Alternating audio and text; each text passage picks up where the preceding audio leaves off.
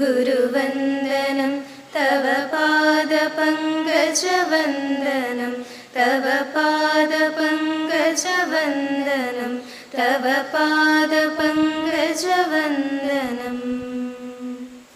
സദ്ഗുരുവേ ശരണം. ഗുരുവാണി. ഒരു സന്യാസി ഫലപ്രാപ്തിയിലെത്തുന്നത് അയാളുടെ പ്രയത്നശീലവും ത്യാഗവും കൊണ്ടാണ്. സദ്ഗുരുവേ ശരണം. സദ്ഗുരുവേ ശരണം. പരമകാരുണ്യമായ ഗുരുവെ പ്രാർത്ഥിച്ചുകൊണ്ട് വേദിയിലും സദസ്സിലുമിരിക്കുന്ന സർവാദരണീയരും ആദരണീയരും സമാദരണീയരും സന്യാസിമാർ, ബ്രഹ്മചാരിണികൾ, മറ്റ് വിശിഷ്ട വ്യക്തികളെ, പ്രിയ ആത്മബന്ധുക്കളെ, ഇന്നത്തെ മുഖ്യപ്രഭാഷണം നടത്തുന്നതിനായി സമാദരണീയ ജനനി പ്രാർത്ഥനാജ്ഞാന തപസ്യാണ് എത്തിയിരിക്കുന്നത്. ജനനിയെ ഗുരുവിൻ്റെ നാമത്തിലും ആത്മവിദ്യാലയത്തിൻ്റെ പേരിലും എൻ്റെ സ്വന്തം പേരിൽ ഞാൻ സ്വാഗതം ആശംസിക്കുന്നു. അതുപോലെ അനുഭവം പങ്കുവയ്ക്കുന്നതിനായി ഇന്നിവിടെ എത്തിയിരിക്കുന്നത് ബിജേഷ്. അദ്ദേഹത്തെയും ഞാൻ ഗുരുവിൻ്റെ നാമത്തിലും എൻ്റെ സ്വന്തം പേരിലും ആത്മവിദ്യാലയത്തിൻ്റെ പേരിലും സ്വാഗതം ആശംസിക്കുന്നു. അതുപോലെ കൃതജ്ഞത അർപ്പിക്കുന്നതിനായി ഇവിടെ എത്തിയിരിക്കുന്നത് ഡോക്ടർ ഹരിപ്രിയയും ഞാൻ ഈ സത്സംഗത്തിലേക്ക് എൻ്റെ സ്വന്തം പേരിലും ഗുരുവിൻ്റെ നാമത്തിലും സംഘടനയുടെ പേരിലും സ്വാഗതം ആശംസിക്കുന്നു. ഇവിടെ ഗുരുവാണിയെ വായിച്ച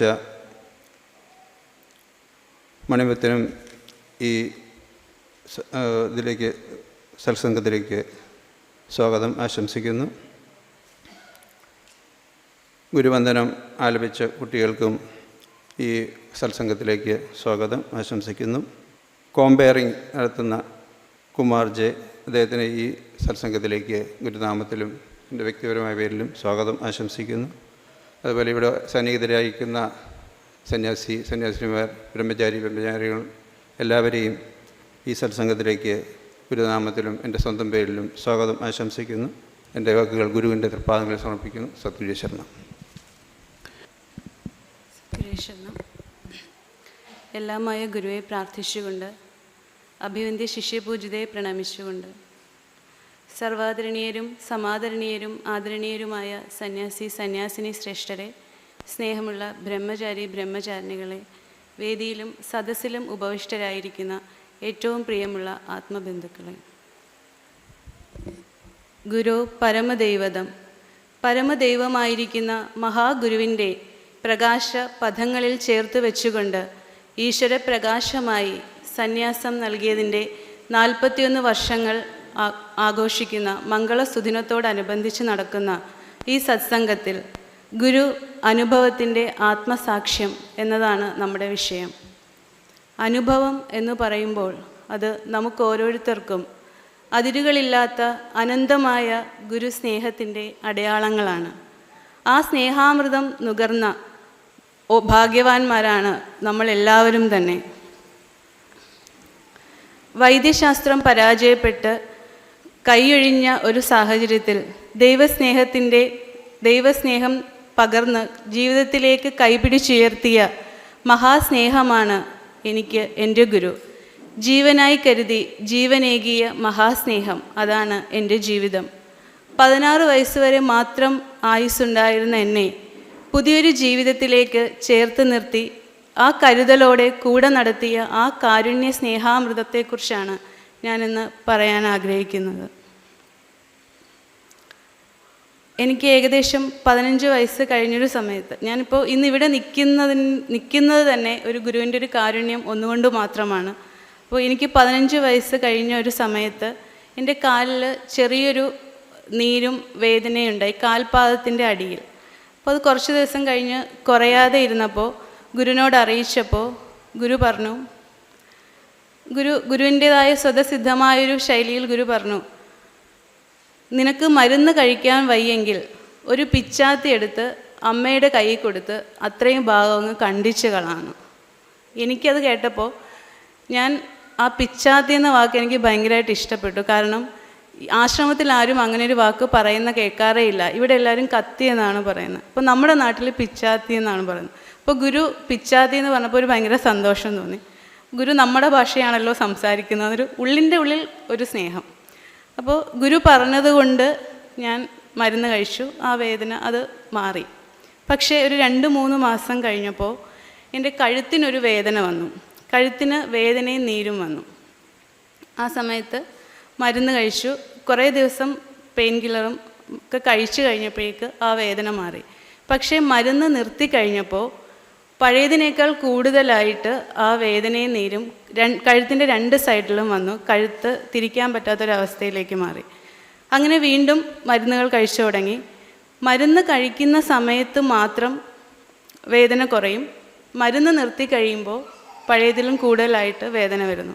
അപ്പോൾ അങ്ങനെ വരുന്നത് കൊണ്ട് അലോപ്പതിയേക്കാൾ നല്ലത് കൂടുതൽ ഇതിന് ആയുർവേദമാണ് എന്നൊരു തീരുമാനത്തിലെത്തിയിട്ട് ആയുർവേദ ട്രീറ്റ്മെൻറ്റ് ചെയ്യാൻ തുടങ്ങി.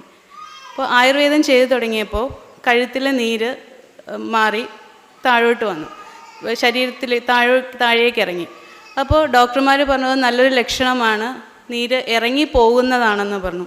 പക്ഷേ അത് ഇറങ്ങിപ്പോയതായിരുന്നില്ല, അതെൻ്റെ ശരീരത്തിൻ്റെ പല ഭാഗങ്ങളിലേക്കും വ്യാപിക്കുകയായിരുന്നു. ശരീരത്തിൻ്റെ ഓരോ ഭാഗങ്ങളിലായിട്ട് വേദനയും നീരുമായിട്ട് അത് കൂടിക്കൂടി വന്നുകൊണ്ടിരുന്നു. കാലിൻ്റെ മുട്ടിലൊക്കെ നീര് വന്നിട്ട് ഭയങ്കര ബുദ്ധിമുട്ടായി. വേദന വന്നിട്ട് അത് കുറയാതെ വരുന്നൊരു സമയത്ത് ഒരുപാട് പൂച്ചും ഒരുപാട് മരുന്നുകളും ചെയ്തു തുടങ്ങി. പക്ഷേ എന്തൊക്കെ മരുന്ന് ചെയ്താലും അത് മാറാത്തൊരു സ്ഥിതിയിൽ കൂടിക്കൂടി വന്നുകൊണ്ടിരുന്നു. എനിക്ക് എൻ്റെ സ്വന്തം കാര്യങ്ങൾ പോലും ചെയ്യാൻ കഴിയാത്തൊരു സാഹചര്യത്തിലേക്ക് ഞാൻ വന്നുകൊണ്ടിരുന്നു. ഒരുപാട് മരുന്നുകൾ, പിന്നെ സിദ്ധമരുന്ന്. അപ്പോൾ ആ കൂട്ടത്തിൽ തന്നെ സിദ്ധം കൂടി ചെയ്തു. കടുത്ത പഥ്യത്തിൽ മരുന്നുകൾ നൽകിക്കൊണ്ടേയിരുന്നു. ഈ പുതിയ പുതിയ പരീക്ഷണങ്ങൾ കഷായത്തിലായാലും മരുന്നിലായാലും നടത്തി. അതേപോലെ പലവിധ പുതിയ പൂച്ചുകൾ ഉണ്ടാക്കി. പക്ഷേ ഇതൊക്കെ ചെയ്യുമ്പോഴും ഒട്ടും തന്നെ വേദനയോ നീരോ ഒട്ടും മാറാതെ അതിങ്ങനെ കൂടിക്കൂടി വന്നുകൊണ്ടിരിക്കുകയാണ്. ഓരോ ദിവസവും ശരീരത്തിൻ്റെ സ്ഥിതി വളരെ ശോഷിച്ചുകൊണ്ടിരിക്കുന്നു. ബ്ലഡ് ടെസ്റ്റുകളൊക്കെ നടത്തിയപ്പോൾ റിപ്പോർട്ടുകളും വളരെ മോശമാണ്. ESR ഭയങ്കരമായിട്ട് കൂടുന്നു, ASO കൂടുന്നു. അത് ഒരു തരത്തിലുള്ള മരുന്ന് കഴിച്ചിട്ടും പിടിച്ചു നിർത്താൻ കഴിയാത്ത വിധത്തിലേക്ക് ആ ഒരു കണ്ടീഷൻ മോശമായിക്കൊണ്ടിരിക്കുന്നു. അങ്ങനെ വീണ്ടും അതിനോടൊപ്പം അലോപ്പതിയും കൂടി ചെയ്യാൻ തീരുമാനിക്കുന്നു. അലോപ്പതി മരുന്നുകൾ കഴിക്കുമ്പോഴും ആദ്യമൊക്കെ ആ കഴിക്കുന്ന സമയത്ത് വേദന കുറയുമായിരുന്നെങ്കിലും പിന്നീട് മരുന്നിൻ്റെ അളവുകൾ കൂടി, എണ്ണം കൂടി, ഡോസ് കൂടി എങ്ങനെയൊക്കെ ആയിട്ടും വേദനയെ പിടിച്ചു നിർത്താൻ കഴിയാത്തൊരവസ്ഥയിലേക്ക് ശരീരം മാറുന്നു. അതികഠിനമായ വേദന. അതേപോലെ നീര് വന്നു. നടക്കാൻ പഴയതിലും ബുദ്ധിമുട്ടായി. ഒന്ന് തനിയെ എണീറ്റിരിക്കാനോ ആ ഒരു രീതിയിൽ നടക്കാനോ ഒക്കെ പറ്റാത്ത രീതിയിലേക്ക് ശരീരം ക്ഷയിച്ചു തുടങ്ങുന്നൊരവസ്ഥയിലേക്ക് വന്നു. അപ്പോൾ ഒരുപാട് മരുന്നുകൾ മാറി മാറി കഴിച്ചെങ്കിലും കുറയുന്നില്ല. വേദന അതികഠിനമായി കൂടിക്കൊണ്ടിരിക്കുകയാണ്. അപ്പോൾ അത് എത്രയെന്ന് പറയാൻ പറ്റാത്ത വിധത്തിലുള്ള വേദന. ഒരു കാറ്റടിച്ചാൽ, ഇപ്പോൾ ഫാനിൻ്റെ ഒരു കാറ്റടിച്ചാൽ പോലും അത് വേദനയായി തോന്നുന്നൊരു സാഹചര്യം. ഒരാളൊന്ന് ഉറക്കെ സംസാരിച്ചാൽ അതുപോലും സഹിക്കാൻ പറ്റാത്തത്ര വേദനയിലേക്ക് മാറുകയാണ്. അങ്ങനെ ഭയങ്കരമായ ഒരു അവസ്ഥ. ആ സമയത്ത് റിപ്പോർട്ടുകളൊക്കെ വീണ്ടും പഴയതിലും മോശമായൊരവസ്ഥയിലായി. ASO പോസിറ്റീവാണ്, RA പോസിറ്റീവായി. അപ്പോൾ റൊമാറ്റിക് ആർത്രൈറ്റീസിൻ്റെ ലക്ഷണങ്ങൾ എന്ന രീതിയിലാണ് ഡോക്ടർമാരത് പറയുന്നത്. പക്ഷേ ഒരു തരത്തിലും മരുന്ന് കൊണ്ടത് പറ്റുന്നൊരവസ്ഥയിലേക്ക് ആവുന്നില്ല. പിന്നീടും വീണ്ടും ടെസ്റ്റുകളൊക്കെ നോക്കി. പക്ഷേ എത്ര മരുന്ന് കഴിച്ചിട്ടും ഒട്ടും തന്നെ മാറ്റം വരാൻ പറ്റുന്നില്ല. ആ ഒരു സമയമാകുമ്പോഴേക്ക് കാലുകളൊക്കെ തണുത്തൊരു മാംസപിണ്ഡം പോലെ ആവുന്നു. തണുത്തിട്ട് ജീവനില്ലാത്തൊരു ശരീരം പോലെ മരുന്നുകൾ ഫലിക്കുന്നില്ല. അപ്പോൾ ആയുർവേദവും സിദ്ധവും ഇനി ഒന്നും ചെയ്യാൻ പറ്റില്ല, അവർക്കിനി കൂടുതലൊന്നും ചെയ്യാൻ പറ്റില്ല എന്ന് പറയുന്നൊരവസ്ഥയിൽ കൈയൊഴിഞ്ഞു നിൽക്കുകയാണ്. അപ്പോഴാണ് അലോപ്പതിയുടെ ഒരു ഭാഗം. അപ്പോൾ ഈ സമയത്ത് റൊമാറ്റിക് ഫീവർ കൂടി വന്നു. അപ്പോൾ ആ പനി വന്നു കഴിഞ്ഞാൽ ആന്തര അവയവങ്ങളെയും കൂടി അത് ബാധിക്കാനുള്ള സാധ്യത കൂടുതലാണ്. കൂടുതലെന്നല്ല, ബാധിക്കും. അപ്പോൾ ഹാർട്ട് ലിവറൊക്കെ കംപ്ലൈൻ്റ് ആവും. ഈ ഒരു കണ്ടീഷനിൽ അതൊന്നും നോക്കാനും പറ്റില്ല. അത്രയ്ക്ക് ആ സമയത്ത് എണീക്കാൻ പറ്റാത്തൊരു അവസ്ഥയിൽ അത്രയും ശരീരം ഭയങ്കരമായിട്ട് കിടന്ന കിടപ്പിൽ ഒട്ടും തന്നെ അനങ്ങാൻ പറ്റാത്തൊരവസ്ഥയിലേക്ക് വന്നു. ഈ സമയത്ത് എൻ്റെ ഒരു ജീവൻ്റെ ഒരു ഘട്ടമായിട്ട് ശിഷ്യപൂജിത കണ്ടിട്ട് എല്ലാവരെയും വിളിച്ച് പ്രാർത്ഥിക്കാൻ പറഞ്ഞു. ആശ്രമത്തിൽ എനിക്ക് വേണ്ടി കൂട്ടപ്രാർത്ഥന നടക്കുന്നു. അപ്പോൾ ഒരു ദിവസം അമ്മ എന്നെ കാണാൻ വന്നിട്ട് ഭയങ്കരമായിട്ട്, എൻ്റെ കൂടെ എൻ്റെ അമ്മൂമ്മയാണ് ഹോസ്പിറ്റലിൽ നിൽക്കുന്നത്, ഭയങ്കരമായിട്ട് പൊട്ടിക്കരയുകയാണ്. അപ്പോൾ എന്തിനാണ് കരയുന്നതെന്ന് ചോദിച്ചാൽ അമ്മ പറയുന്നില്ല. പക്ഷെ അമ്മയ്ക്ക് എന്നെ കണ്ടുകൊണ്ട് നിൽക്കാൻ പറ്റുന്നില്ല, അത്രമാത്രം സങ്കടം കൊണ്ട് കരയാണ്. കാരണം അറിയിച്ചിരിക്കുന്നത് എൻ്റെ ജീവൻ്റെ ഒരു ഘട്ടമാണ്, രക്ഷപ്പെടാനുള്ള സാധ്യതയില്ല, പ്രാർത്ഥിക്കണം എന്നാണ്.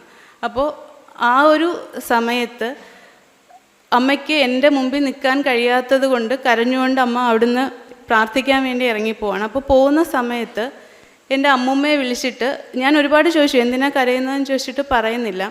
അമ്മൂമ്മയെ വിളിച്ചിട്ട് പുറത്ത് കൊണ്ടുപോയി കുറേ നേരം സംസാരിച്ച് തിരിച്ച് വന്നിട്ട് എന്നോടൊന്നും പറഞ്ഞില്ല. പക്ഷെ ഞാൻ രാത്രിയിൽ ഉറങ്ങുന്ന സമയത്ത് പ്രാർത്ഥന കേട്ടിട്ട് ഞാൻ നോക്കുമ്പോൾ അമ്മൂമ്മ ഭയങ്കരമായിട്ട് കരഞ്ഞ് പ്രാർത്ഥിക്കുകയാണ്.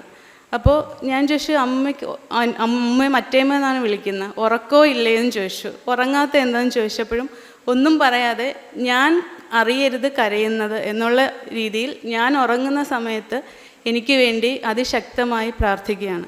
അതേപോലെ ആശ്രമത്തിൽ പലരും ആ സമയത്ത് എന്നെ കാണാൻ വരുന്നു, ഒരുപാട് സമയം എന്നോടിരുന്ന് സംസാരിക്കുന്നു. അപ്പോൾ അവരൊക്കെ ഇനി എന്നെ കാണാൻ പറ്റില്ലല്ലോ, അതുകൊണ്ട് കാണാൻ വേണ്ടിയിട്ട് വരുന്നത്. പക്ഷേ ഇതൊന്നും ഞാൻ അറിയുന്നില്ല, ഞാൻ മാത്രമാണ് അറിയാത്തത്. ഗുരു ശിഷ്യപൂജിതയെ കൊണ്ട് എത്രയോ രാത്രികളിൽ എനിക്ക് വേണ്ടി ഗുരുവും ശിഷ്യപൂജിതയും ഉറങ്ങാതിരുന്ന് സങ്കല്പം ചെയ്ത് പ്രാർത്ഥിച്ചു, എൻ്റെ ജീവനെ പിടിച്ചു നിർത്താൻ വേണ്ടി. ആ സമയത്തെന്ന് പറയുന്നത് എൻ്റെ ശരീരം ഒരു തണുത്തൊരു മാംസപിണ്ഡം മാത്രം, ജീവൻ്റെ ഒരു തുടിപ്പ് മാത്രമേ ഉള്ളൂ. കാൽപാദങ്ങളൊക്കെ ഭയങ്കരമായിട്ട് ഒരു ജീവനില്ലാത്തൊരു ശരീരം എങ്ങനെയാണോ മരവിച്ചിരിക്കുന്നത് അതുപോലെ തൊട്ടാൽ ആ ഒരു ഫീലാണ് തോന്നുന്നതെന്ന് ഡോക്ടർമാർ പറഞ്ഞു. ആ സമയത്ത് മണൽ വറുത്ത് കിഴി വെച്ചിട്ട് അത് നല്ല പൊള്ളുന്ന ചൂടിൽ, മണലിൻ്റെ വറുക്കുമ്പോഴുള്ള ചൂട് നമുക്കറിയാലോ, അപ്പോൾ അതിനേക്കാൾ ചൂടിൽ വറുത്ത് കിഴി വയ്ക്കുമ്പോൾ പോലും ആ സമയത്ത് ശരീരം അതിനോട് പ്രതികരിക്കുന്നില്ല, ചൂടാവുന്നില്ല ഒട്ടും തന്നെ. അങ്ങനെ ജീവൻ ആ ഒരു ഘട്ടത്തിലേക്ക് പോയിക്കൊണ്ടിരിക്കുന്നു. ഈ സമയത്താണ് ഡോക്ടർ വിളിച്ചിട്ട് പറയുന്നത്, ഇനി പ്രത്യേകിച്ചൊന്നും ചെയ്യാനില്ല, നമുക്കിനി മരുന്നുകളൊന്നും തന്നെ തരാനില്ല, ഒരു മരുന്നും ശരീരം പ്രതികരിക്കുന്നില്ല, എത്രയും പെട്ടെന്ന് ഇപ്പോൾ വേറൊരു ഹോസ്പിറ്റലിലേക്ക് പോകണം, കാരണം വേറെ ഒന്നും ചെയ്യാനില്ല, ഇനി ഉള്ളതെന്ന് പറഞ്ഞാൽ ഒരു ഗുളിക കൂടി തരാനുണ്ട്, അത് തന്നു കഴിഞ്ഞാലെന്ന് പറയുന്നത് മുടിയൊക്കെ കൊഴിഞ്ഞ് ശരീരമാകെ വികൃതമായി പോകുന്നൊരവസ്ഥയിലേക്ക് പോകും. അപ്പോൾ തന്നെ മുടിയൊന്നും അപ്പോൾ തന്നെ എല്ലാം ഏകദേശം കൊഴിഞ്ഞു, പക്ഷേ വേറൊരു ശരീരത്തിൻ്റെ രീതി തന്നെ മാറുന്നൊരു രീതി, പക്ഷെ അത് തരാനും പറ്റില്ല, ആ ഒരു കണ്ടീഷനിൽ അത് കഴിക്കാനും പറ്റില്ല.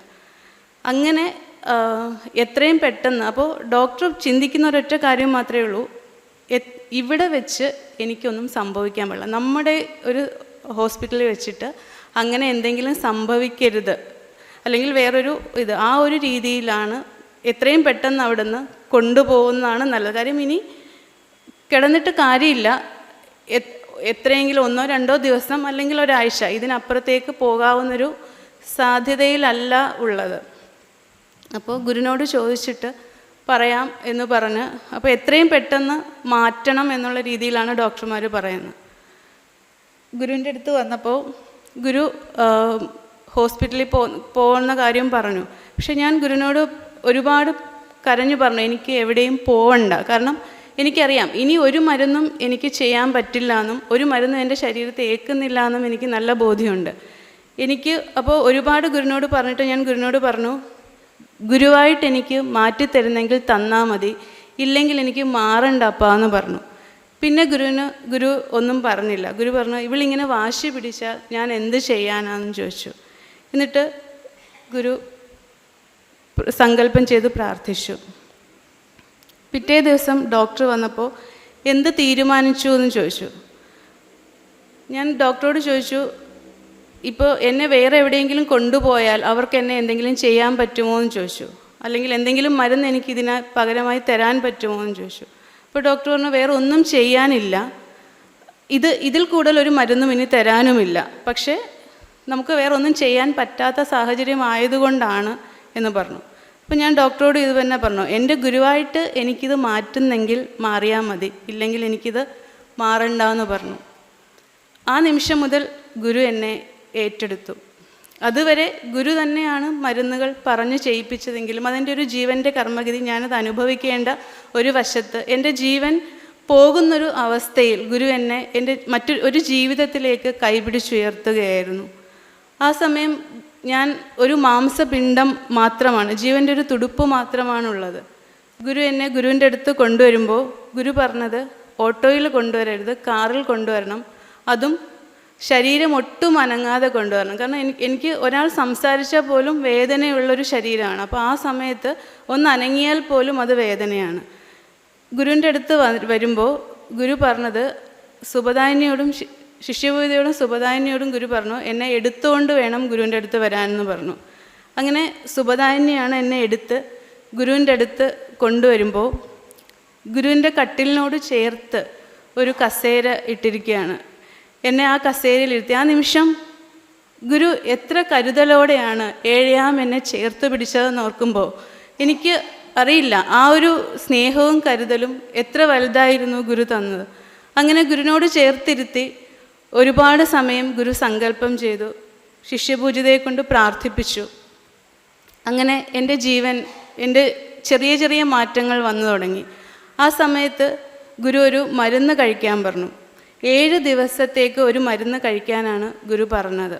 അപ്പോൾ ആ മരുന്ന് ഗുരു പറഞ്ഞു കൊടുത്തു. ആ സമയം വരെ കുറേ കാലം ഭയങ്കരമായ പഥ്യത്തിൽ ഇരുന്നത് കൊണ്ടും പിന്നീട് ആയുർവേദവും സിദ്ധവും ഒക്കെ കുറച്ച് അലോപ്പതിയുടെ ട്രീറ്റ്മെൻറ്റ് ആയതുകൊണ്ടും പഥ്യം കുറഞ്ഞിരുന്ന ഒരു സമയമാണ്. അപ്പോൾ എന്ത് വേണമെങ്കിലും കഴിച്ചോ, കാരണം ഇനിയിപ്പോൾ കഴിച്ചാലും കഴിച്ചില്ലെങ്കിലും ആ ഒരു അവസ്ഥയിലേക്ക് നിൽക്കുന്നത് കൊണ്ട് ഏത് രീതിയിലുള്ള ആഹാരവും കഴിക്കാം എന്ന് പറയുന്നൊരു അവസ്ഥയാണ്. അപ്പോൾ ആ സമയത്ത് ഈ മരുന്ന് തന്ന സമയത്ത് ഈ മരുന്നിന് പഥ്യമുണ്ടെന്ന് ആർക്കും അറിയില്ലായിരുന്നു.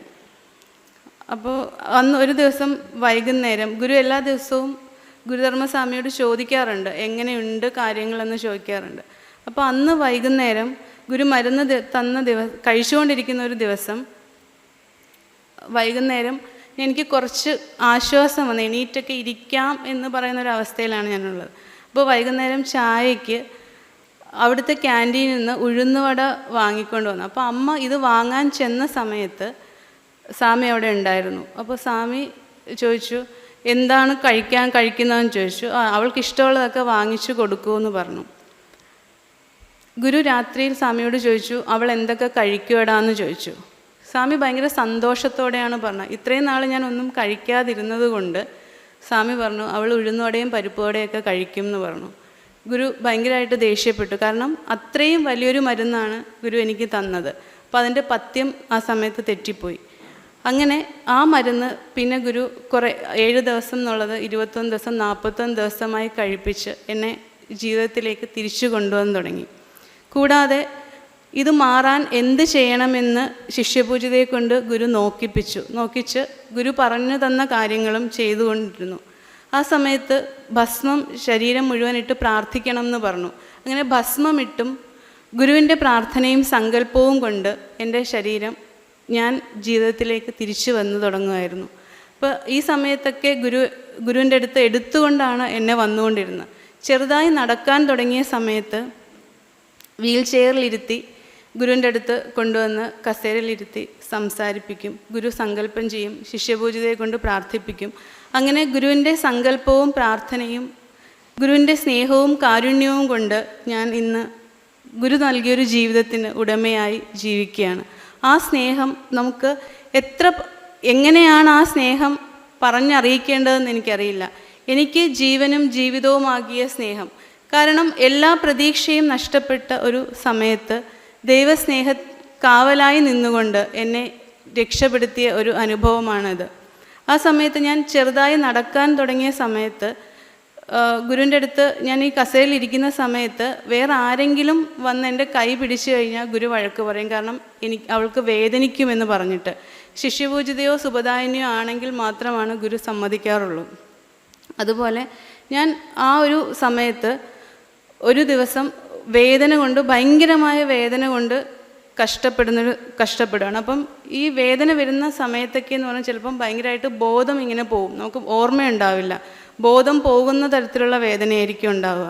അപ്പോൾ ഒരു ദിവസം വേദന കൊണ്ടിങ്ങനെ അറിയാതെ ഞാൻ കരഞ്ഞത്, എനിക്കിനി ഈ കാല് വേണ്ട അപ്പാ എന്ന് പറഞ്ഞിട്ട് ഞാൻ കരയാണ്. അപ്പം എനിക്കിനി ഈ കാല് വേണ്ട അങ്ങനെ പറഞ്ഞാണ് ഞാൻ കരയുന്നത്. പക്ഷേ ഇതെനിക്ക് ഓർമ്മയുണ്ടെങ്കിലും പക്ഷേ ഞാനിങ്ങനെ ആ വേദനയിൽ എൻ്റെ ഓർമ്മ പൊയ്ക്കൊണ്ടിരിക്കുകയാണ്. അങ്ങനെ പിറ്റേ ദിവസം ഗുരു എന്നെ വിളിപ്പിച്ചു. ഗുരു വിളിപ്പിച്ചിട്ട് ഗുരു എന്നോട് ചോദിച്ചു, മക്കൾക്ക് സഹിക്കാൻ പറ്റുന്നില്ലേ എന്ന് ചോദിച്ചു. ഞാൻ പറഞ്ഞു, അപ്പാ എനിക്ക് സഹിക്കാൻ പറ്റുന്നില്ലപ്പാ എന്ന് പറഞ്ഞു. അപ്പോൾ ഗുരു പറഞ്ഞു, മോന് സഹിക്കാവുന്നതല്ലേ അപ്പ തരുന്നുള്ളൂ, ബാക്കിയെല്ലാം അപ്പയല്ലേ സഹിക്കുന്നതെന്ന് ചോദിച്ചു. 100-ൽ 99 ഗുരു എടുത്തിട്ട് 1% തരുന്നുള്ളൂ, അത് സഹിക്കണം എന്ന് പറഞ്ഞിട്ട് ഗുരു കുറേ കാര്യങ്ങൾ പറഞ്ഞു തന്നു. അങ്ങനെ നമ്മൾ വിചാരിക്കുന്ന ആ 1% നമുക്ക് സഹിക്കാൻ പറ്റാത്തത്ര വലുതാണെന്ന്. പക്ഷേ നമുക്ക് വരുന്ന ഓരോന്നിലും ഗുരു 100-ൽ 99 ഗുരു സഹിച്ചുകൊണ്ട് 1% മാത്രം തന്ന് നമ്മുടെ ജീവൻ്റെ കുറവുകൾ മാറ്റി നമ്മളെ ആ ഒരു ജീവൻ്റെ ആ ഘട്ടത്തിൽ നിന്ന് നമ്മളെ രക്ഷിച്ച് കയറ്റുന്നൊരു മഹാകാരുണ്യവും മഹാസ്നേഹവുമാണ് ഗുരു. അതേപോലെ എത്രയോ ദിനരാത്രങ്ങൾ ശിഷ്യപൂജിതയെ കൊണ്ട് ഗുരു പ്രാർത്ഥിപ്പിച്ചതിന് ശേഷമാണ് ഞാൻ ഈ ഒരു അവസ്ഥയിലേക്ക് നടക്കാൻ തുടങ്ങിയത്. നടന്നു തുടങ്ങിയൊരു സമയത്ത് ശിഷ്യപൂജിതയോട് ഞാൻ പറഞ്ഞു, ഇനി എനിക്ക് ഗുരുവിൻ്റെ അടുത്ത് നടന്ന് വരണമെന്ന് ഞാൻ പറഞ്ഞു. അപ്പോൾ ജെന്നി പറഞ്ഞു, ഗുരു വഴക്ക് പറയുമായിരിക്കും. എന്നിട്ടും ജെന്നി എന്നെ കൈ പിടിച്ചുകൊണ്ട് ഗുരുവിൻ്റെ അടുത്തേക്ക് കൊണ്ടുപോവുകയാണ്. അങ്ങനെ ചേർത്ത് പിടിച്ചുകൊണ്ട് ഗുരു സ്നേഹം ആവോളം നൽകി ശിഷ്യപൂജിതയും പ്രാർത്ഥനയും കൊണ്ടാണ് ഞാൻ ഇന്ന് ഈ ഒരു നിലയിൽ നിൽക്കുന്നത്. ഈ ഒരു അനുഭവമാണ് എനിക്ക് പങ്കുവയ്ക്കാനുള്ളത്. നമ്മുടെ കർമ്മദോഷങ്ങളുടെ കെട്ടുകൾ പൊട്ടുമ്പോൾ, ആ കഥനഭാരത്തിൽ നമ്മൾ തളർന്നിടുമ്പോൾ നമ്മളെ അകലാതെ ആ സ്നേഹത്തിൽ അരുമയായി എന്നും ചേർത്ത് നിർത്താൻ ഗുരുകാരുണ്യം കൂടെ ഉണ്ടാകണമേ എന്ന് പ്രാർത്ഥിച്ചുകൊണ്ട്, ഗുരുവിൻ്റെ ഏറ്റവും വലിയ സ്നേഹമായി ഗുരു നമുക്ക് നൽകിയ ശിഷ്യപൂജിതയുടെ കാരുണ്യവും നമ്മളോട് സ്നേഹവും എപ്പോഴും ഉണ്ടാകണമേ എന്ന് പ്രാർത്ഥിച്ചുകൊണ്ട് എൻ്റെ എല്ലാമായ ഗുരുവിൻ്റെ പാദപത്മങ്ങൾ, എൻ്റെ വാക്കുകൾ സവിനയം സമർപ്പിക്കുന്നു. സദ്ഗുരേശൻ. മുഖ്യപ്രഭാഷണം നടത്തിയ സർവാദരണ ജന്യയ്ക്ക് സ്നേഹധരങ്ങൾ അറിയിച്ചുകൊള്ളുന്നു. അടുത്തതായി അനുഭവം പങ്കിട്ട് നമ്മോട് സംസാരിക്കുന്നതിനായി ശാന്തിഗിരി വിശ്വസംസ്കാരിക നവോത്ഥാന കേന്ദ്രം തിരുവനന്തപുരം റൂറൽ ഏരിയയിലെ ശ്രീ ബിജേഷ് കുമാർ ബി അവരെ ക്ഷണിച്ചുകൊള്ളുന്നു. സർവസ്വമായ എൻ്റെ ഗുരുവിനെ പ്രാർത്ഥിച്ചുകൊണ്ട്, ശിഷ്യപൂജിതയെ നമിച്ചുകൊണ്ട്, നമ്മുടെ എല്ലാമായ ഗുരുധർമ്മപ്രകാശ സഭയിലെ ആദരണീയരും ആദരണീയരും സമാദരണീയരുമായ സന്യാസിനിമാരെ, ബ്രഹ്മചാരിണികളെ, പ്രിയ ആത്മബന്ധുക്കളെ, സാധാരണയായിട്ട് ഇങ്ങനെയുള്ള സത്സംഗങ്ങളിലോ കാര്യങ്ങളിലോ ഒന്നും എനിക്ക് കൂടുതലായിട്ട് പങ്കെടുക്കാൻ പറ്റാറില്ല. അങ്ങനെ ഇരിക്കുകയാണ് കഴിഞ്ഞ ദിവസം ഇങ്ങനെ ഒരു സത്സംഗത്തിൽ പങ്കെടുക്കണമെന്ന് പറഞ്ഞത്. ഇന്നലെ ഞാൻ ഇങ്ങനെയൊരു സത്സംഗത്തിൽ ഞാൻ എന്തൊരു വിഷയമാണ്, എന്തൊരു അനുഭവമാണ് പങ്കുവയ്ക്കുക എന്ന് ആലോചിച്ച് ഇങ്ങനെ കുറച്ച് ടെൻഷനായിട്ട് ഇങ്ങനെ ഇരിക്കുന്നൊരു സമയം രാവിലെ. ആ സമയത്ത് വീട്ടിൽ നിന്ന് അച്ഛൻ പറഞ്ഞു, ഒന്ന് കോലിയക്കോട് വരെ കൂടെ വരുമോ, കുറച്ച് കപ്പ വാങ്ങിക്കണമെന്ന് പറഞ്ഞു. അങ്ങനെ ഞാൻ ഇറങ്ങിയപ്പോൾ എൻ്റെ കൂടെ മോനും ഇറങ്ങി. അങ്ങനെ ഞങ്ങൾ കോലിയക്കോട് നമ്മളെ ആ സൊസൈറ്റിയുടെ ഫ്രണ്ടിൽ തന്നെ ഒരു പ്രായമുള്ളൊരു അമ്മൂമ്മയുണ്ട്, ഒരു കപ്പ വിൽക്കുന്നത്. അപ്പോൾ അവിടെ ചെന്ന് ഞാൻ വണ്ടി നിർത്തി. ഞാനും മോനും വണ്ടിയിൽ നിന്ന് ഇറങ്ങിയില്ല. അപ്പോൾ അച്ഛൻ വേറെ എന്തോ കുറച്ച് സാധനം കൂടെ വാങ്ങിക്കാനുണ്ടായിരുന്നു, അത് വാങ്ങിച്ചിട്ട് വരാമെന്ന് പറഞ്ഞ് പോയി. ആ സമയത്ത് ആ കപ്പ വിൽക്കുന്ന ആ അമ്മ ഒത്തിരി പ്രായമുള്ളൊരു അമ്മയാണ്. ആ അമ്മ മോനെ കണ്ട് മോൻ്റെ അടുത്തോട്ട്, കടയിൽ നിന്ന് ഇറങ്ങി മോൻ്റെ അടുത്തോട്ട് വന്നു. മോൻ്റെ അടുത്ത് വന്ന്, ഇവരാണെങ്കിൽ നല്ല പ്രായമുള്ളൊരു അമ്മയാണ്. അപ്പോൾ ഇങ്ങനെ മോനോട് ഇങ്ങനെ ഓരോന്ന് ചോദിക്കാൻ തുടങ്ങി. എനിക്കാണെങ്കിൽ ഇവരെ എന്താ പറയുക, ഇവരുടെ എപ്പോഴും ഇങ്ങനെ മുറുക്കാൻ ചവയ്ക്കുന്നൊരു സ്വഭാവമുള്ളൊരു അമ്മയാണ്. അപ്പോൾ ഇവർ മുറുക്കാൻ ഇങ്ങനെ വായിലിട്ടുകൊണ്ടാണ് സംസാരിക്കുന്നത്. എനിക്കാണ് ഇത് കണ്ടിട്ട് ഇത് ഒരു അസ്വസ്ഥത. അങ്ങനെ ഞാൻ കൂടുതലൊന്നും സംസാരിക്കാനില്ല. മോനോട് ഇവരിങ്ങനെ ഓരോന്ന് ചോദിച്ചപ്പോൾ എവിടെയാണ് വീടെന്ന് ചോദിച്ചു. അപ്പോൾ അവൻ പറഞ്ഞു ആനന്ദപുരത്താണെന്ന് പറഞ്ഞു. ആനന്ദപുരത്താണെന്ന് പറഞ്ഞപ്പോൾ ഇവർ പറഞ്ഞു ആനന്ദപുരത്ത് താമസിക്കുന്നൊരു മാമനെ ഗുരു മരണത്തിൽ നിന്നും രക്ഷിച്ചിട്ടുണ്ട്. അവരുടെ വീടിനടുത്താണോ, അവരുടെ പേര് അവർക്ക് ഓർക്കാൻ പറ്റിയില്ല, അങ്ങനെ പറഞ്ഞു. അപ്പോൾ ഗുരുവിൻ്റെ പേര് പറഞ്ഞപ്പോൾ ഞാൻ അത്രയും നേരം ഞാൻ ഇവരോട് സംസാരിച്ചൊന്നുമില്ല. ഗുരുവിൻ്റെ പേര് പറഞ്ഞപ്പോൾ ഞാൻ പെട്ടെന്ന് എന്താ കാര്യം ചോദിച്ചു. അപ്പോൾ ഇവർ പറഞ്ഞു ഇവർ എന്തോ കാര്യത്തിന് നമ്മുടെ ആശ്രമത്തിലെ എല്ലാ ആളുകളും കുളിക്കാൻ പോകുന്നൊരു ഇവിടെ തോടുണ്ട്, എല്ലാവർക്കും അറിയാം. അപ്പോൾ ഈ തോട്ടിലാണ് എല്ലാവരും ആ സമയത്ത് കുളിക്കാൻ പോകുന്നത്. അപ്പോൾ അവിടെ ചെന്ന സമയത്ത് ഇവരവിടെ എന്തോ ചെയ്തുകൊണ്ടിരുന്ന സമയത്ത് ഒരാൾ അവിടെ ഈ ആ കുളത്തിലേക്ക് വീഴാനുള്ള ഭാവത്തിൽ ഇങ്ങനെ കമിഴ്ന്ന് കിടക്കുന്നു. അപ്പോൾ തൊട്ടടുത്ത് തന്നെ ഒരു തേങ്ങ വീണിട്ടുണ്ട്. തേങ്ങ ഇദ്ദേഹത്തിൻ്റെ തലയിൽ വീണ് ഇദ്ദേഹം ബോധമില്ലാതെ ആ കുളത്തിലേക്ക് വീഴുമെന്നുള്ളൊരു ഘട്ടത്തിൽ ഇങ്ങനെ കിടക്കുക. അപ്പോൾ ഇവർ ഉടനെ ഇദ്ദേഹത്തിനെ വലിച്ച് കുറച്ചുകൂടെ കുളത്തിലോട്ട് വീഴാത്ത രീതിയിൽ വലിച്ച് ഇങ്ങോട്ട് നീക്കിയിട്ട് ഓടി ആശ്രമത്തിൽ അറിയിച്ചു, ഇതുപോലെ ഒരു മാമൻ അവിടെ വീണ് കിടക്കുന്നു എന്ന് പറഞ്ഞു. ഉടൻ തന്നെ ആശ്രമത്തിൽ നിന്ന് എല്ലാവരും ഗുരുവിനെ അറിയിച്ചു. എല്ലാവരും ഓടിപ്പോയിട്ട് ചെന്ന് എടുത്തുകൊണ്ട് വന്നു. അപ്പോൾ ആ സ്ത്രീ പറഞ്ഞത് ഇവർ ആ വലിച്ചിട്ട സമയത്ത് തന്നെ ജീവനില്ല എന്നാണ് അവർക്ക് തോന്നിയതെന്നാണ്. അങ്ങനെ ഇദ്ദേഹത്തിനെ കൊണ്ടുവന്നു ആശ്രമത്തിൻ്റെ മുൻവശത്തുള്ള നമ്മുടെ ഈ പാറയുടെ ഇവിടെ കൊണ്ടുവന്ന് കിടത്തി. ഗുരു ഇവിടുന്ന് ഇറങ്ങിച്ചെന്നു, തീർത്ഥവും ഭസ്മവും കൊണ്ടുവന്നു. അപ്പോൾ ഗുരു അങ്ങോട്ട് വന്ന സമയത്ത് അവിടെ ഉണ്ടായിരുന്ന ആരോ ഗുരുവിനോട് ഇങ്ങനെ ഗുരു അത് മരിച്ചിട്ടുണ്ടെന്നാണ് തോന്നുന്നതെന്നുള്ള രീതിയിൽ പറഞ്ഞു. അപ്പം ഗുരു ഉടനെ പറഞ്ഞു ഇപ്പോൾ മരിച്ചാൽ ശരിയാവില്ലല്ലോ എന്ന് പറഞ്ഞു. അങ്ങനെ പറഞ്ഞുകൊണ്ട് ഗുരു ഈ ഭസ്മം എടുത്ത് തലയിലൊക്കെ നന്നായിട്ട് തടവി ഈ തീർത്ഥം ഒക്കെ വായിൽ വെച്ച് കൊടുക്കുകയും ഇങ്ങനെയെല്ലാം ചെയ്തു. ഇങ്ങനെയെല്ലാം പറഞ്ഞ് എനിക്ക് ഈ ആരെപ്പറ്റിയാണോ പറയുന്നത് എന്നാണെന്നൊന്നും എനിക്കറിയില്ല. അപ്പോൾ ഈ അമ്മ ഇങ്ങനെ പറഞ്ഞുകൊണ്ടിരുന്ന സമയത്ത് അച്ഛൻ തിരിച്ച് അവിടേക്ക് വന്ന സമയത്ത് അന്നേരം എന്നോട് പറഞ്ഞു, അതായത് എൻ്റെ വൈഫിൻ്റെ അമ്മയുടെ അച്ഛൻ്റെ കഥയാണ് ഈ പറയുന്നത്. ശ്രീനിവാസൻ എന്നാണ് പേര്. ശ്രീനിവാസ മാമൻ്റെ കഥയാണ് ഇവർ പറഞ്ഞതെന്ന് പറഞ്ഞു. അപ്പം ഞാൻ ഈ കാര്യം എനിക്കറിയില്ലായിരുന്നു.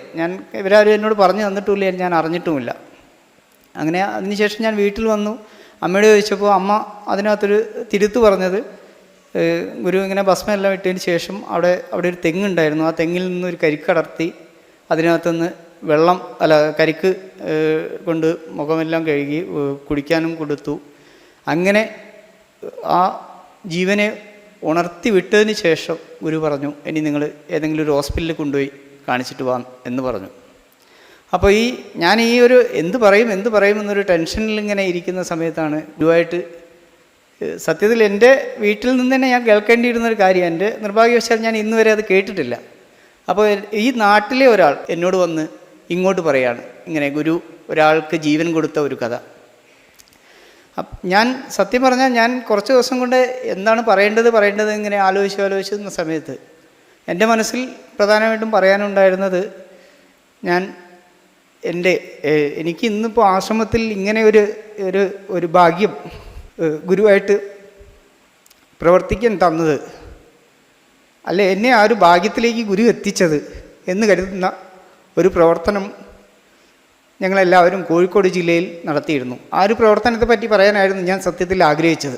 നമ്മുടെ ഗുരു ആദിസങ്കല്പത്തിൽ ലയിച്ച് 1001 ദിവസത്തെ പ്രാർത്ഥന നടക്കുന്ന സമയം, ആ സമയത്ത് നമ്മുടെ കോഴിക്കോട് ജില്ലയിലെ പ്രവർത്തകർക്കെല്ലാം ഗുരു വലിയൊരു ഭാഗ്യം, വലിയൊരു അവസരം തന്നു. അതായത് കോഴിക്കോടുള്ള എല്ലാ വീടുകളിലും ചെന്ന് ഗുരുവിനെ പറ്റി അറിയിക്കുക എന്നൊരു ദൗത്യം. ആ ഒരു ദൗത്യം അവിടെയുള്ള പ്രവർത്തകരെല്ലാം വളരെ സന്തോഷത്തോടെ ഏറ്റെടുത്തു. 3 ശാന്തിമയ പ്രവർത്തകർ, ഒരു VSNK അംഗവും കൂടി ചേർന്നിട്ട് ഈ പ്രവർത്തനത്തിന് വീടുകളിലൂടെ കയറി ഇറങ്ങാനാണ് പറഞ്ഞത്. ഗുരു നമ്മുടെ ഒരു പ്രധാനപ്പെട്ട 3 പുസ്തകങ്ങളുടെ പേര് പറഞ്ഞു. ഈ പുസ്തകവുമായിട്ട് പോകാനാണ് പറഞ്ഞത്. അന്ന് കോഴിക്കോട് ആശ്രമമോ പ്രാർത്ഥനാ സ്വഭാവത്തിലുള്ള ഒരു കെട്ടിടമോ ഒന്നുമില്ല. എനിക്ക് തോന്നുന്നു നമ്മുടെ ആദ്യത്തെ ആ ഒരു പ്രവർത്തനം തുടങ്ങിയ സമയത്ത് തന്നെ ഏകദേശം ഒരു 18ഓളം ബാച്ചുകൾ പ്രവർത്തനത്തിനിട്ട് ഇറങ്ങി. പക്ഷെ ആ പ്രവർത്തനത്തിൽ പങ്കെടുത്ത എല്ലാ ആളുകളും, സജീവമായിട്ട് പങ്കെടുത്ത എല്ലാ ആളുകളും ഗുരുവിൻ്റേതായി മാറി. അവർക്കെല്ലാവരത്തിലും എല്ലാവിധ നന്മകളും ഇവരുടെ എല്ലാം ജീവിതത്തിലേക്ക് വന്നു. ഞാൻ പറഞ്ഞ എന്നെ സംബന്ധിച്ച് എനിക്ക് ആശ്രമത്തിൽ വന്നു പോകാൻ പോലും ഉള്ളൊരു സാഹചര്യം ഉണ്ടായിരുന്നില്ല. അങ്ങനെ ഒരു സാഹചര്യത്തിൽ എനിക്ക് ഗുരുവിൻ്റെ അടുത്ത് വന്ന് കർമ്മം ചെയ്യാനുള്ളൊരു ഭാഗ്യം ഗുരു തന്നത് ആ ഒരു സമയത്ത് എനിക്ക് അതിനുവേണ്ടി പ്രവർത്തിക്കാൻ പറ്റി എന്നുള്ളത് തന്നെയാണ്. ഇതേപോലെ അന്ന് നമ്മുടെ കൂടെ പ്രവർത്തിച്ച ഒരു പ്രധാനപ്പെട്ട പല ആളുകളും നമ്മുടെ സന്യാസിമാരായി മാറി. നമ്മുടെ ഗുരുസ്വാമി, ആത്മബോധസ്വാമി, ആത്മധർമ്മസ്വാമി, നമ്മുടെ ജ്ഞാനേത്രസ്വാമി, പിന്നെ ബാസുരസ്വാമി, പിന്നെ നമ്മുടെ ശ്രീസ്വാമിയൊക്കെ വളരെ കൊച്ചാണ് നമ്മുടെ കൂടെ ഇങ്ങനെ വരുന്ന ആ ഒരു സമയം. ഇവരെല്ലാവരും നമ്മുടെ ഈ ഒരു പ്രവർത്തനത്തിലൂടെ എൻ്റെ ഒരു കാഴ്ചപ്പാട് ഇവരെല്ലാവർക്കും ഗുരു അങ്ങനെ ഒരു, അതായത് ഇപ്പോൾ നമ്മുടെ ഈ പരമ്പരയുടെ ഒരു സ്വഭാവം എടുത്തു കഴിഞ്ഞാൽ നമ്മളെല്ലാ ആളുകളെയും ഗുരു ഏതെങ്കിലും ഒരു വിധത്തിൽ ഏതെങ്കിലും ഒരു കർമ്മത്തിലൂടെ അല്ലെങ്കിൽ എന്തെങ്കിലും ഒരു കർമ്മബന്ധത്തിലൂടെ ഗുരു നമ്മളെ ഇതിന് അവകാശികളാക്കി മാറ്റുകയാണ് ചെയ്യുന്നത്. ഇപ്പോൾ പൊതുവിൽ നമ്മുടെ മാത്രമല്ല, നമ്മുടെ ഇപ്പോൾ സന്യാസിനിമാരോ അല്ല സന്യാസിമാരോ നമ്മൾ സാധാരണക്കാരോ ഏറ്റവും ചെറിയൊരാളോ ആരോ ആവട്ടെ, ഏതൊരാളെ സംബന്ധിച്ചായാലും നമുക്ക് പൊതുവിലുള്ളൊരു വികാരമുണ്ട്. നമ്മുടെ ആശ്രമ പരമ്പരയിൽ പൊതുവിലുള്ള വികാരം, അതായത് എൻ്റെ ഗുരു, എൻ്റെ ആശ്രമം, എൻ്റെ ശിഷ്യപൂജിത എന്നാണ് നമ്മൾ ചിന്തിക്കുന്നത്. മറ്റൊരു പ്രസ്ഥാനത്തിലും അതേപോലെ എൻ്റേത് എന്ന് ചിന്തിക്കുന്ന ആളുകൾ വളരെ കുറവാണ്. നമ്മളെല്ലാവരെയും ഈ പ്രസ്ഥാനത്തിൻ്റെ അവകാശികളാക്കി മാറ്റിയിട്ടാണ് ഗുരു വളർത്തിയത്. നമ്മളെല്ലാവർക്കും നമുക്കൊരു സ്വന്തം എൻ്റെ ഗുരു എന്നൊരു അവകാശ ബോധമാണ് നമുക്കുള്ളത്. ഈ ഒരു അവകാശ ബോധത്തിലേക്ക് അല്ലെങ്കിൽ ഈ ഒരു കർമ്മത്തിലേക്ക് നമ്മളെ ഉയർത്തിക്കൊണ്ടുവരുന്ന ഗുരു നമുക്ക് എന്തെങ്കിലുമൊക്കെ അവസരങ്ങൾ തന്ന് നമ്മളെ ഇതിൻ്റെ ഭാഗമാക്കി മാറ്റിയിട്ടാണ്. അപ്പോൾ ഇത്തരത്തിലുള്ള അവസരങ്ങൾ നമ്മുടെ ജീവിതത്തിൽ കിട്ടുമ്പോൾ നമ്മളത് അന്നേരത്തെ ആ സാഹചര്യം വെച്ച് നമ്മൾ ചിന്തിക്കാതെ നമ്മൾ അതിനു വേണ്ടി തുനിഞ്ഞിറങ്ങി ഗുരുവിൻ്റേതായി നിന്ന് നമുക്ക് എല്ലാവർക്കും പ്രവർത്തിക്കാൻ പറ്റിയാൽ നമ്മുടെ പരമ്പരയ്ക്ക് അല്ലെങ്കിൽ നമ്മുടെ കൂടെയുള്ള എല്ലാ ആളുകൾക്കും എല്ലാവിധ നന്മകളും അവരുടെ ജീവിതത്തിൽ വന്നു ചേരും.